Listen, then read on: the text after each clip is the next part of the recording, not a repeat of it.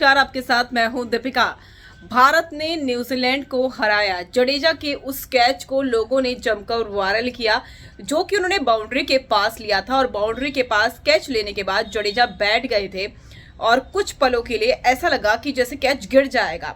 खुद जडेजा को भी काफी कुछ लग रहा था। खैर, जब जडेजा ने कैच लिया तो उनकी पत्नी ने आंखें बंद कर ली। क्यों आंखें बंद कर ली थी रीवा ने, चलिए ये भी हम आपको बताते हैं। वो अगर आपने सब्सक्राइब नहीं किया है तो जल्दी से कर लीजिए, ताकि सारी की सारी लेटेस्ट खबरें आप तक पहुंचे जल्द से जल्द।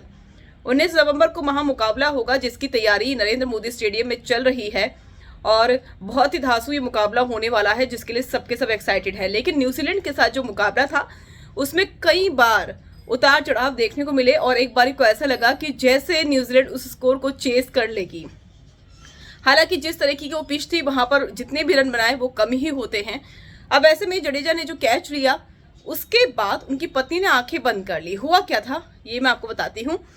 43वें ओवर पर जडेजा ने बुमराह की बॉल पर फिलिप्स का वो कैच लिया था और उस कैच को लेते लेते जडेजा खुद भी बैठ गए थे और शांत बैठ गए थे बाउंड्री के पास ही। ऐसा लगा जैसे वो उस पल को फील कर रहे हैं, ये शायद इमोशनल हो गए हैं। लेकिन जडेजा की पत्नी को अगर आप देखेंगे तो उन्होंने अपनी आंखों को बंद कर लिया था।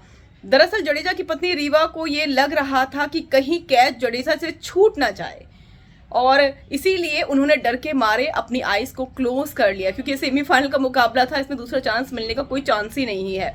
तो उनकी पत्नी ने इसलिए आंखें बंद कर ली थी कहीं उनके हस्बैंड के हाथ से वो कैच छूट ना जाए, क्योंकि उस विकेट की वहां पर बहुत जरूरत थी और विकेट मिलना बहुत मुश्किल हो रहा था। बीच में शमी ने इस मैच में 7 विकेट लिए थे, बुमराह ने 1 विकेट लिया था।